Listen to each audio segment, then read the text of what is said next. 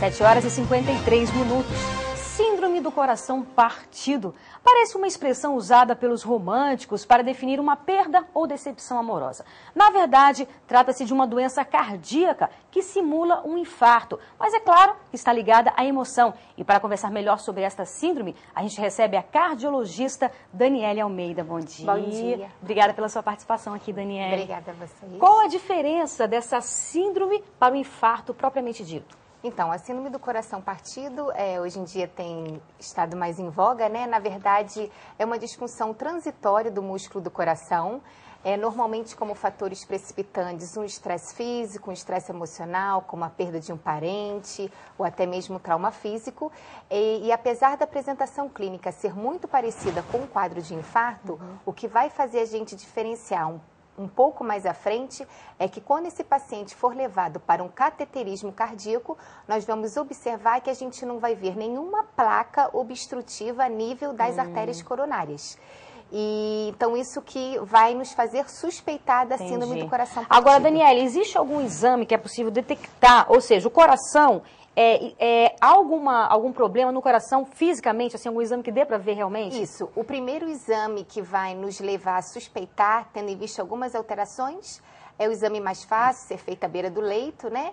É o ecocardiograma, que vai já nos mostrar alterações sugestivas no músculo do coração. E depois, em seguida, para o exame mais invasivo, o cateterismo, que não só vai nos mostrar que a gente não tem placa obstruindo a passagem de sangue, e também um outro achado que a gente vê no cateterismo, que é na ventriculografia, um aspecto bem característico, que a gente chama como se a ponta do coração ele ficasse hipercontrátil. Então, é isso que caracteriza, que faz a gente suspeitar da síndrome. Entendi. E quais os riscos dessa síndrome?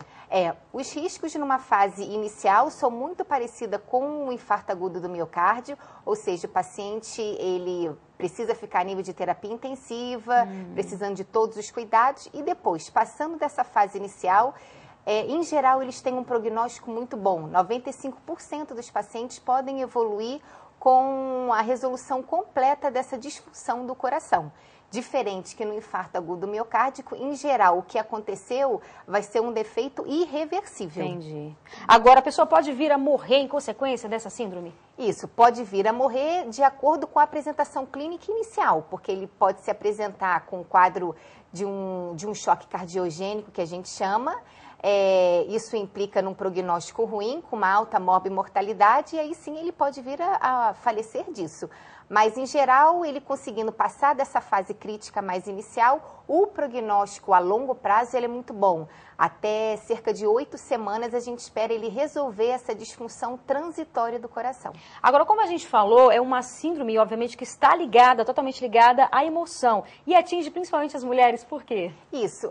Não se sabe muito bem a etiologia, né? Hoje em dia acredita-se que nesses momentos de estresse físico ou emocional a gente tenha uma descarga adrenérgica importante. Então, é sabido que acontece mais nas mulheres pós-menopausadas. Algumas teorias colocam a questão da baixa de estrogênios nesse momento. Ainda não se tem muito bem isso estabelecido, de tal maneira até que medidas preventivas ainda não são muito bem esclarecedoras, né? Já que a gente não sabe nitidamente qual qual a base que leva ao desencadeamento da doença. Entendi. Mas, de uma forma geral, o que a pessoa pode, deve fazer para evitar problemas no coração? Claro. E aí são as medidas de prevenção primária que a gente chama, né? As medidas em geral. Então, não só o uso de medicações, como às vezes a gente tem que estabelecer, como também as mudanças de estilo de vida.